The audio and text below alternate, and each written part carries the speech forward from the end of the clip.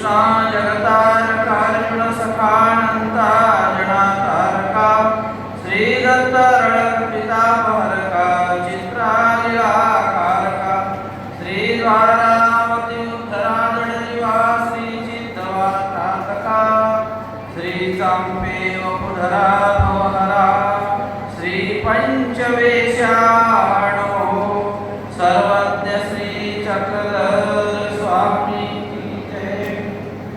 आज वाघोरा या गावामध्ये संपन्न होत असलेला देवपूजा वंदन विधी, त्याचबरोबर या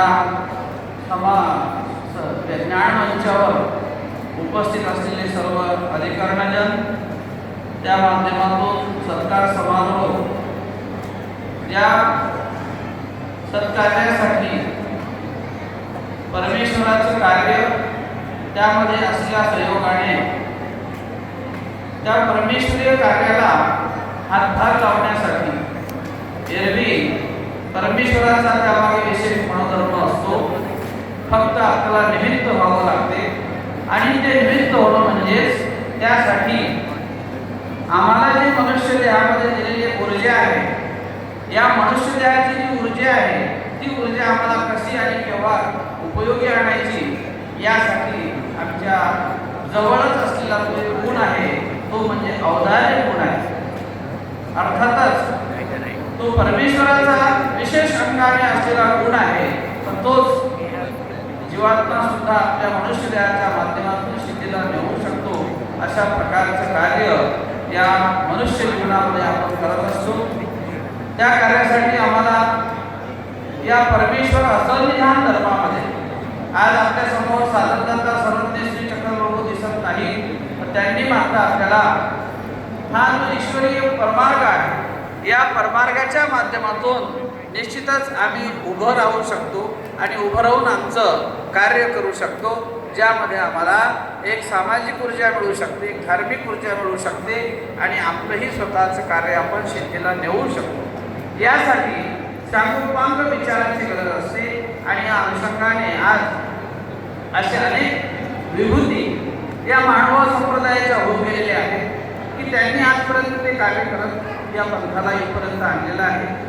त्यांचीच विचारधारा पुढे आपल्याला न्यायची आहे आणि त्या अनुषंगाने आज अखिल भारतीय मानव परिषदेचे अध्यक्ष कवीश्वर कुलाचार्य परमपूजनीय अमरावती निवासी कार्यालय प्रवाही त्यांचं आणि माझं सातत्याने कार्यक्रमाच्या निमित्ताने एका ठिकाणी एकत्र सहवास असतो आणि म्हणून या आजच्या धर्मसभेचे अध्यक्ष श्री बाबाजी, त्याचप्रमाणे या आजच्या कार्यासाठी ज्यांचा विशेष करून सरकार मंदिर निर्मितीच्या माध्यमातून ज्यांचं विशेष सहकार्य आहे आणि ज्यांचं विशेष योगदान आहे, जे स्थान आपल्यासाठी एक साधन आहे आणि अशा साधनामध्ये आपला हा योग धरणाचा वसा पुढे नेत असताना आदरणीय श्री फलटण निवासी आचार्य श्री बापू साळुंखे बाबाजी, त्याचप्रमाणे मंचावर उपस्थित आदरणीय परमपूजनीय आचार्य श्री आंबेडकर बाबाजी, आदरणीय आचार्य श्री नागवण बाबा, आदरणीय महंत श्री प्रसाद बाबाजी, आदरणीय महंत जावळे बाबा, आदरणीय महंत श्री नायर बाबा, आदरणीय महंत श्री आकाश बाबा, त्याचप्रमाणे आदरणीय महंत श्री दत्ता बाबा, यांचे प्रास्ताविकात आपण विचारायचे असे आमचे आदरणीय महंत श्री माणिक आचार्य श्री माणिक बाबाजी, आचार्य परमपूजनीय श्री सांगली निवासी श्री राधर बाबाजी, त्याचप्रमाणे आदरणीय महंत चोरमांगे बाबा. आज सर्वच वेळ भरपूर झालेला आहे आणि आपल्याला अध्यक्ष त्यांचे विचार मांडायचे ऐकायचे.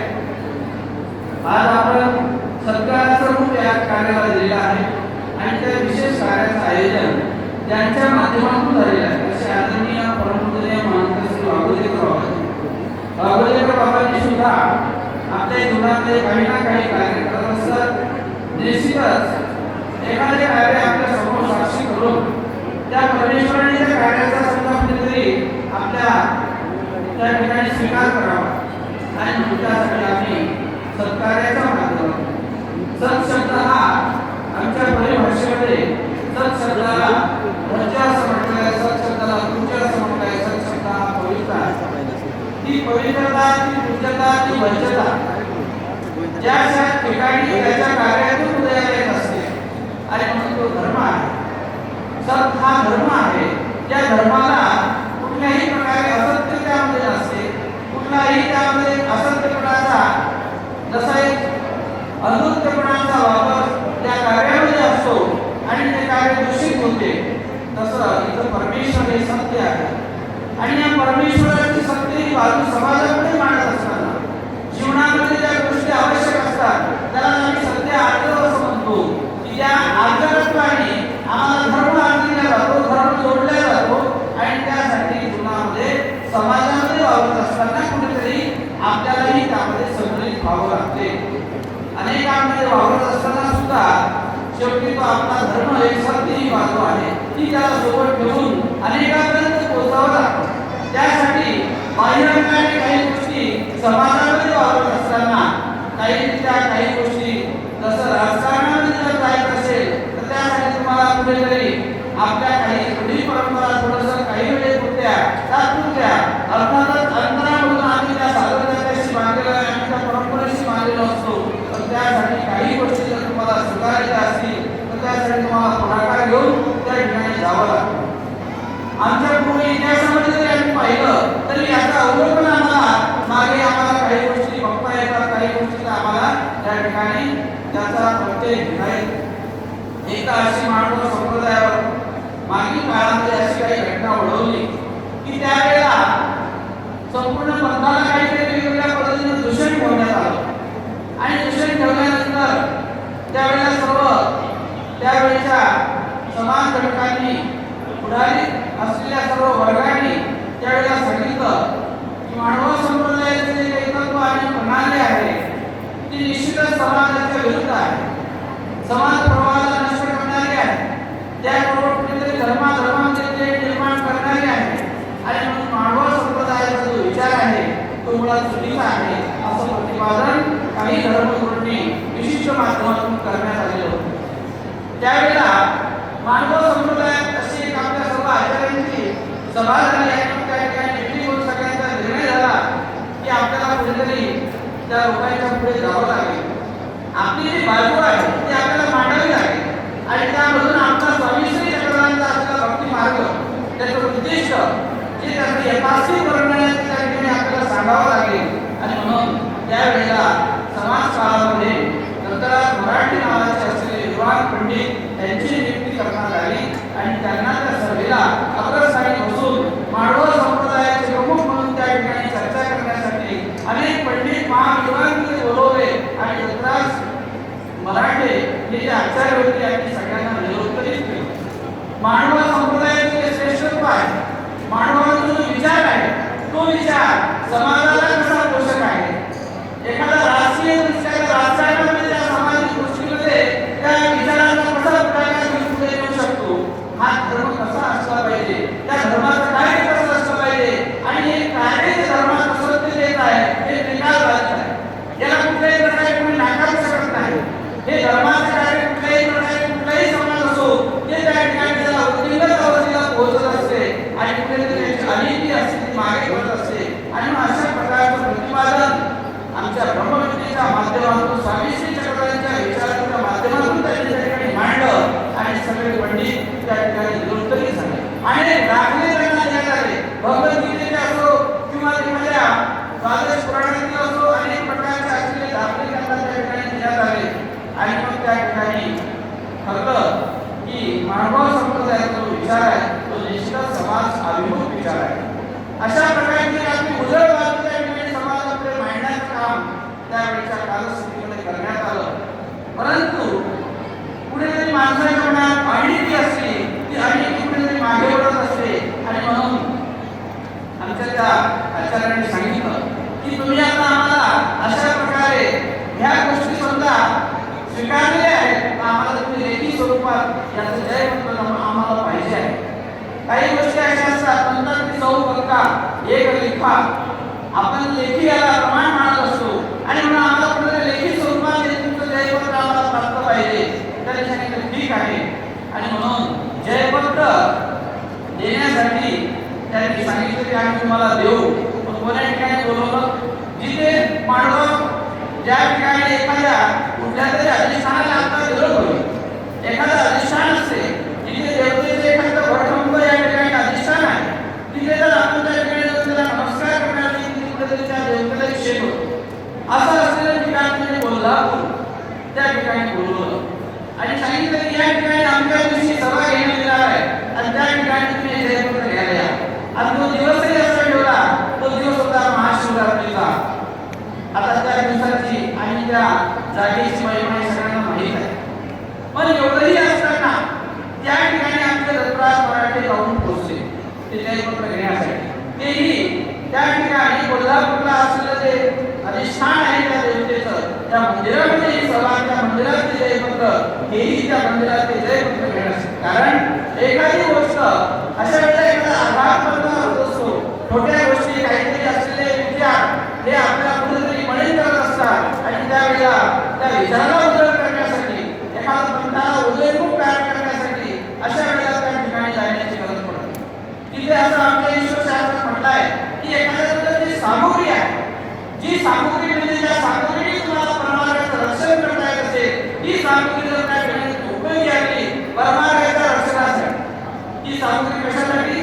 ईश्वर मार्गाच्या रक्षणासाठी जर तुम्ही उपयोगी आणत असाल तर निश्चितच त्या सामुग्रीने धर्माचं रक्षण निश्चित होऊ शकते. आणि अनेकांवर अनेक प्रकारची सामुग्री असते. असं म्हणायचं आहे मला की आमचे बाबा जे आहेत, आमच्या संप्रदायाचे अनेक लोक आहेत, अनेकांच्या अनेकांशी ओळख असतील, परंतु राजकारण्याशी कशा पद्धतीने संवाद साधायचा, त्यांच्याशी कशा संवादातून त्यांच्याशी एकरूप होऊन कशा पद्धतीने आपण आपलं काम करून घ्यावं, अशा प्रकारची राजकीय हातोटी त्यांच्या स्वभावामध्ये आहे, त्यांच्या बोलण्यामध्ये आहे, त्यांच्या वक्तव्यामध्ये आहे. आणि त्यामधून आपली सामुग्री उपयोगी घेऊन त्या ठिकाणी ईश्वर मार्गाच्या ठिकाणी कशी उपयोगी आणायची याची कौशल्यता निश्चितच बाबांच्या स्वभावामध्ये, वागण्यामध्ये आम्हाला आढळून येते. आणि मग त्या ठिकाणी गेल्यानंतर कोल्हापूरला पोहोचले, सभा बसली आणि त्यांनी जयपत्र हातात घेतलं आणि ते जयपत्र यांच्याकडे सुपूर्द करत असताना त्यांनी असं त्या ठिकाणी म्हटलं, ते म्हणतात की पहा, हे मानव जे आहेत हे इथपर्यंत येऊन पोहोचले, यांचे धर्म प्रवर्तक सर्वज्ञ श्री चक्रवर्ती प्रभू यांनी असं म्हटलं आहे की माता आपल्या कोल्हापूरला न बसावे. अशा प्रकारचं विशेष कार्य असताना सुद्धा हे या ठिकाणी येऊन पोहोचलेले आहे. हे ठिकाण त्यांच्यासाठी वर्धित आहे. त्यांना असं वाटलं होतं की हे इथपर्यंत येऊन पोहोचणार नाही, परंतु महानुभावांचं अवधानही थोडंच आहे. नवे जयपत्र नाही, त्यांनी तो कागद हातात घेतला, सगळ्यांच्या समोर दाखवला आणि हातात घेतला हे जयपत्र आमच्यापर्यंत आता पोहोचलेलं आहे. आम्ही हे जयपत्र घेण्यासाठी इथपर्यंत पोहोचलो नसून तुमच्या पेशवाईची असलेली दानत जी आहे, पेशव्यांची जी दानत आहे ती बघण्यासाठी इथपर्यंत आम्ही पोहोचलो आहे. अशा प्रकारे काही कालखंडामध्ये मानव संप्रदायाला विशेष प्रकारचे कष्ट आणि दुःख सहन करावे लागले. त्याही ठिकाणी आमचा मानवभाव त्या ठिकाणी उजळपणाने, उजळ आपल्या विचारांनी तिथे जाऊन त्यांच्या ठिकाणी निष्ठा धर्माची यथोगाथा आजपर्यंत आमच्या पूर्वजांनी पोहोचवली आहे. अशा वेळेला काही व्यक्तिमत्व असतात ते सामाजिक दृष्ट्या, राजकीय दृष्ट्या, धार्मिक दृष्ट्या आपला दृष्टिकोन समोर घेऊन धर्माचं कार्य उजळपणाने करत असतात. असे अनेक बहुरत्न वसुंधराप्रमाणे अनेक व्यक्तिमत्व या समाजामध्ये आहेत आणि ते आपलं कार्य करत आहेत. आज निश्चित रूपानं माझ्याकडे एक कार्याध्यक्ष पदाची जी धुरा आहे, यालाही काही मागचा अनुभव आहे की जी मांडव संप्रदायाची अखिल भारतीय मानव परिषद आहे, या परिषदेवर आमचे कैवल्यवासी आजोबा म्हणजे वर्धनस्थ ओंकार मोठे बाबाजी हे त्या परिषदेचे एक कालखंडामध्ये अध्यक्ष होते. त्यानंतर आमचे श्री गुरुजी या अखिल भारतीय मानव परिषदेचे कैवल्यवासी आचार्य श्री औरंगाबाद श्री नागराज बाबाजी असताना 9 वर्ष त्या परिषदेचे सचिव होते. आणि त्यानंतर पुन्हा बाबा 10 वर्ष मार्गदर्शक राहिले त्या परिषदेचे. कैवल्यवासी अमरावती येथील विश्वविद्यालयाचे कार्यालय यांच्या सहयोगाने 10 वर्ष त्या परिषदेचे मार्गदर्शक. आणि तदनंतर या संप्रदायासाठी आम्ही आमच्या विचाराने कुठेतरी आमच्या गुरुजनांच्या एखाद्या असलेल्या धर्मनिष्ठतेच्या जागृतीतून चालत असताना काही वेळेला समाज अभिमुख होण्यासाठी आम्हालाही काही गोष्टीला स्वीकाराव्या लागतात. समाजापुढे जात असताना त्या गोष्टीला स्वीकारून मग ते उठ असो, बस असो, बोलणे असो, चालणे असो, सामाजिक दृष्ट्या, राजकीय दृष्ट्या, धार्मिक दृष्ट्या त्याला पुरवून त्या गोष्टी न्याव्या लागतात. आणि अशासाठी आम्हाला जे काही सेवा प्रमाणाच्या